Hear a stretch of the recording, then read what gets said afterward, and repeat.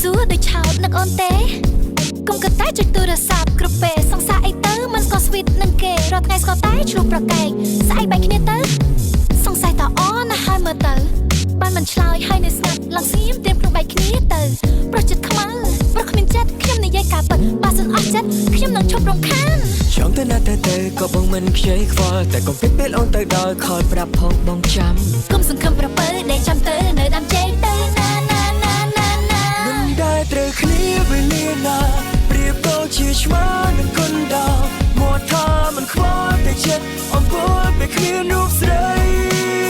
ឆ្លោះគ្នារាល់ថ្ងៃក៏អូខេ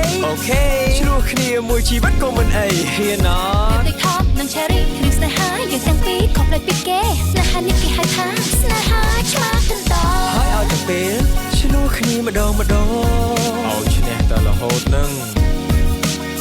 ឆ្លោះគ្នាឡើងហត់និយាយពីស្អប់បង្កប់អារម្មណ៍ថាឆ្លោះគ្នាឡើងខ្ជិលត្រូវគ្នាដដែល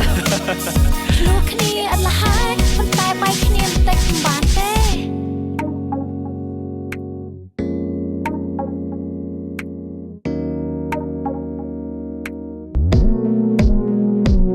បើថ្ងៃណាមួយបាត់មកអូនសួរដូចឆោតនឹកអូនទេ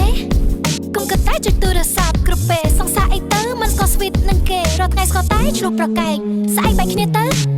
សង្ស័យតអណាស់ហើយមើលទៅបានមិនឆ្លើយហើយនៅស្ងាត់ឡើងសៀមទៀមក្នុងបែកគ្នាទៅប្រចិត្តខ្មៅប្រគ្មានចិត្តខ្ញុំនិយាយការពិតបើសិនអស់ចិត្តខ្ញុំនឹងឈប់រំខានចង់ទៅណាទៅក៏បងមិនខ្ជិលខ្វល់តែកុំពេកពេលអូនទៅដល់ខលប្រាប់ផងបងចាំគុំសង្ឃឹមប្រពើដែលចាំទៅនៅដាំជ័យទៅណាមិនได้ត្រូវគ្នាវេលាណាប្រៀបដូចជាឆ្មានឹងគុនដោមកថាមិនខ្វល់តែចិត្តអំពើពេលគ្មានរូបស្រីឆ្លោះគ្នារាល់ថ្ងៃក៏អូខេឆ្លោះគ្នាមួយជីវិតក៏មិនអីហ៊ានណាដូចថប់នឹង Cherry ឬស្នេហាយើងទាំងពីរខំផ្លេចពីគេស្នេហានេះគេហៅថាស្នេហាឆ្មាកណ្ដោហើយឲ្យតែពេលឆ្លោះគ្នាម្ដងឲ្យឈ្នះតែរហូតនឹង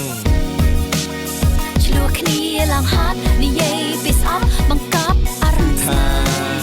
ឆ្លោះគ្នាឡើងខ្ជិលត្រូវគ្នាដដែ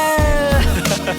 ឆ្លោះគ្នាអត់លះហើយប៉ុន្តែបែកគ្នាបន្តិចមិនបានទេហ៊ានទេអ្នកដែលនំឆ្លោះត្រូវប៉ៅផឹកកាហ្វេហ៊ានផ្លោទេអ្នកដែលលួងគេត្រូវបើគេមើលកុនហ៊ានផ្លោទេអ្នកពោលពាក្យបែកត្រូវតែស្រែកសុំទោអូខេមិនได้ត្រូវគ្នាវេលាណាប្រៀបដូចជាឆ្មានឹងគុនដោមកថាមិនខ្វល់តែចិត្តអំពើពេលគ្មានរូបស្រីឆ្លោះគ្នារាល់ថ្ងៃក៏អូខេឆ្លោះគ្នាមួយជីវិតក៏មិនអីហ៊ានណា